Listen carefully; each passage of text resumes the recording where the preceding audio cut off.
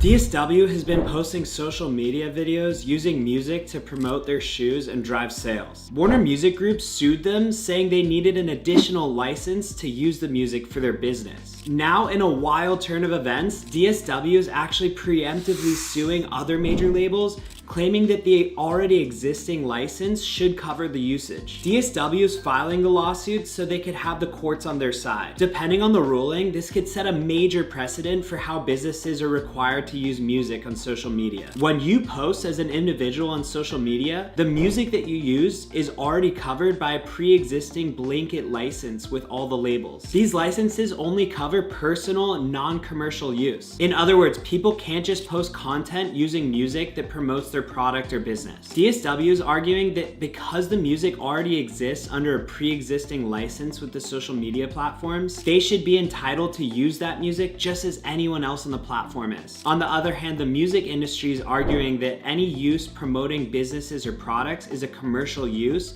which would require a more expensive license. Honestly, in my opinion, the responsibility should fall on the social media platforms. If social media platforms are striking deals with labels to license their music to their users, they should only be licensing that music to users who don't promote their businesses or product. Any other accounts that are used for business purposes should have to pay an extra license. They have this data to control the usage. And actually on Meta, if you've tried to use music before in your business account, you're limited to using only pre-cleared music by Meta's music library. The problem is when businesses start cross-posting from other accounts. On TikTok, there's no clear guidelines on what you can and can't use as a business. So when a business uses a song on TikTok and then cross-promotes it to Instagram, they could be using a song that isn't pre-cleared by that license. And in other words, because courts haven't ruled on clear sets of guidelines on how businesses can use music on social media, businesses end up just operating off of legal gray areas, which in turn, by this example with DSW, is getting them into trouble. What do you think though? Should there be an additional, more expensive license for businesses for UGC platforms? Or should businesses continue to have to strike direct deals with the labels in order to use the music? Let me know in the comments and follow me for more.